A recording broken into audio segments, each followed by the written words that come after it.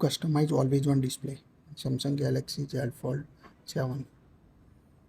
When you lock your phone and tap on the screen, you can see the always on display wallpaper, always on display clock, and other information. You can customize it by go to settings on your device, scroll down up to always on display, lock screen and AOD.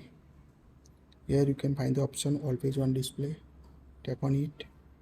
Make sure to go on this option. Here you can customize it by show lock screen wallpaper. If you don't want to show lock screen wallpaper, just toggle up it and you can see how it looks without the lock screen wallpaper.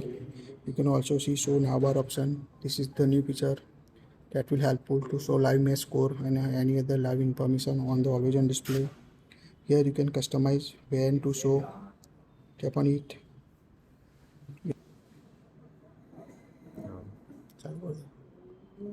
Now here you can see when to show. Tap on it. By default set tap to show a clock and notification when your phone isn't in use. You can choose auto option, always option, as schedule. Here you can set schedule, start time, end time, and the for only new notification to automatically enable always on display. So select the option. So quite easy to customize always on display on Samsung Z Fold 7. That's it. If you like it, share it.